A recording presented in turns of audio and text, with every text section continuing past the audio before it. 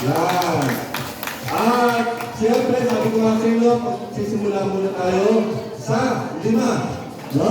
Paalala muna, pampalusunod mo. Diba? Diba? Alam ko, oras na ito, oras ng pahinga eh. Asan yung pagtulutin natin? Kapagkilala ko pala sa inyo ang mga opisyales ng Taganova ako. Walang iba kundi ang ating Vice President ng Taganova ako, Rhea Cabrera. Ang Secretary ng Taganova ako, si Ada Lagutin. Ang cameraman ng Taganova ako, si Don Robert Ligon. At ang mga SM po natin, sabi ng SM may street manager, sila Mami Lina, si Annalyn, at ang president, ang taga-abono ng lahat, yan, si Ate Ellen Bartolome. So yun, yung mga TL natin, saka SM, maraming pero sa ngayon, tayo muna magsama-sama. Okay? 5. 5.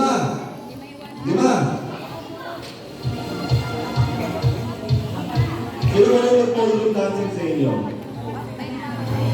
Magpapakilala pala ako sa inyo lahat. Ako pala, ang pamangkin ni Kagawad Pressing Nueva. Ako po, si Ber Abad, ang inyong magiging kaibigan ang habang buhay. Tandaan niyo po yan. Hindi po ako mahirap pakisamahan. Masarap po ako magmahal. Yun, sige, go!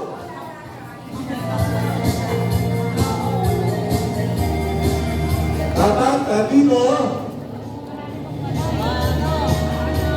pero pagka wala siya, ibabalik ulit itong papel sa loob. Kasi mamaya umuwi lang, di ba? Babalik. Jocelyn Morilia. 1, 2, 3, 4, 5. Jocelyn Morilia. Wala si Ate Jocelyn. Yes, President. Huwag din natin kalimutan pasalamatan ang hash. Nandito po sila sa bandang kaliwa ng entrance natin. Ng HIV and AIDS, ano ba sir? HIV and AIDS Support House. Maraming salamat po. May libreng HIV testing po tayo dito sa bandang kaliwa ng entrance natin. Wala po tayong dapat ipag-alala. Ang resulta po ay mananatiling confidential sa